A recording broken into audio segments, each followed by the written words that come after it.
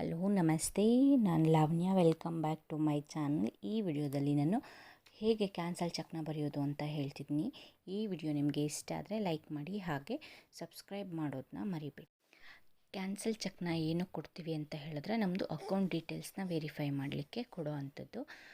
ಯಾರಿಗೆ ಕೊಡ್ತೀವಿ ಅಂತ ಹೇಳಿದ್ರೆ, ಒಂದು ಮ್ಯೂಚುವಲ್ ಫಂಡ್ಸ್ ಏನಾದರೂ ಮಾಡ್ತೀವಿ ಅಂತಂದರೆ, ಅಥವಾ SIP ಮಾಡ್ತೀವಿ ಅಂತ ಹೇಳಿದ್ರೆ, ಅಥವಾ ಇನ್ಶೂರೆನ್ಸ್ ಮಾಡ್ತೀವಿ ಅಂತ ಹೇಳಿದ್ರೆ, ಈ ಥರದಕ್ಕೆ ನಾವು ಈ ಕ್ಯಾನ್ಸಲ್ ಚೆಕ್ನ ಕೊಡ್ತೀವಿ. ಯಾವ್ದಾರು ಲೋನ್ ತೊಗೊತೀವಿ ಅಂದ್ರೂ ಕೊಡ್ತೀವಿ.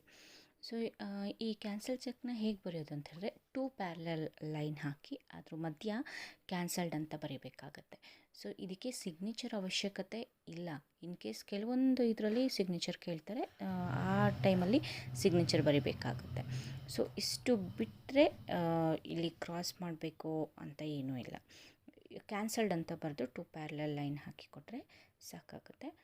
ಮತ್ತು ಈ ಯಾರಿಗೆ ಚೆಕ್ ಕೊಟ್ಟಿದ್ದೀವಿ ಅನ್ನೋದನ್ನ ನೀವು ಒಂದು ಕಡೆ ನೋಟ್ ಮಾಡಿಟ್ಕೊಳ್ಳಿ. ಸೊ ಫ್ಯೂಚರಲ್ಲಿ